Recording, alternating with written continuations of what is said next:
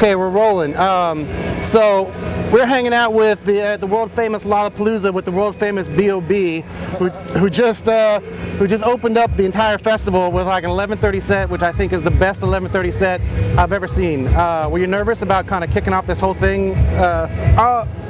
Really, I've done something before really early in the morning, and really the most challenging thing is waking up and waking your voice up.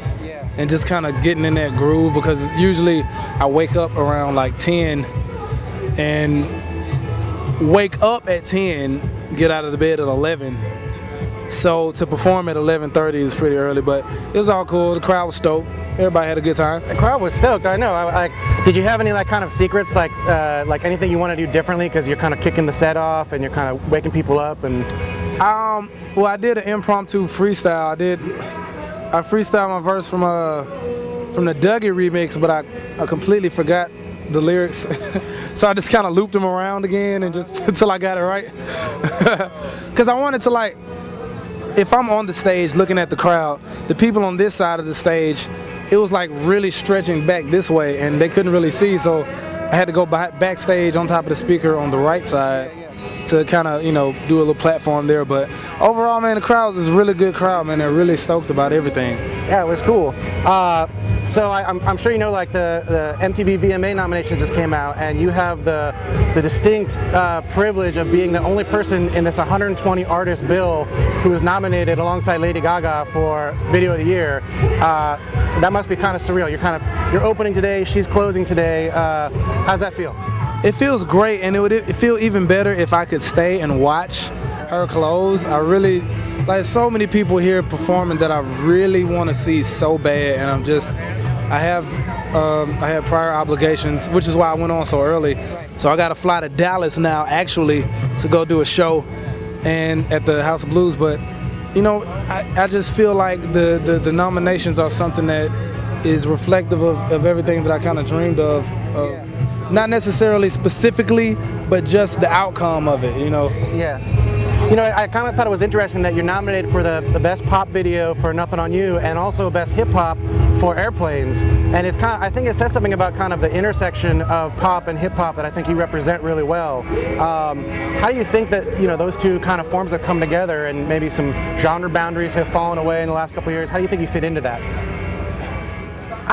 Honestly, I have no idea where I've landed. I guess the core of it all would have to be hip hop, but it stretches beyond so many other genres that, I have yet to still realize the full outcome and the full response of everything that I did from the album and just the singles, how far they've reached.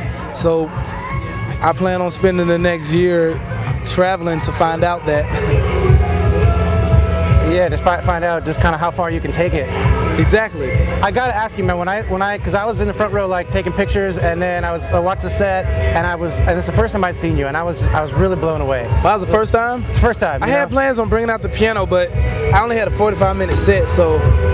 So I was thinking to myself during your set, I'm like, this guy, like, you're like the whole deal, like the full package kind of entertainer. I mean, like, I was thinking like you're like a one-man outcast, but then at the same time you've got all these like, rock chops, and you kind of the whole package. So I'm thinking to myself, how far into the future do you see yourself taking this? Like, where do you see yourself like in 10 years? I really see your career going that direction.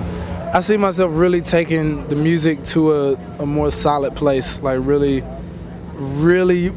actually taking it to a more organic place. I feel like a lot of the records have had huge pop success, but I want to do the same thing with just creating a new genre. I don't know, just doing something new. Create a new genre called non-genre or non-dra. Well, maybe tell the people watching this. You covered 2 songs today, which kind of surprised me, and I think will surprise our listener, our people watching this. What'd you cover today, and how'd you pick those songs? All right, there are 2 things. The song I covered was "Kids" by MGMT, and also there's a song on my album called "Kids," which is an interpolation of the Vampire Weekend song, and really, it's just.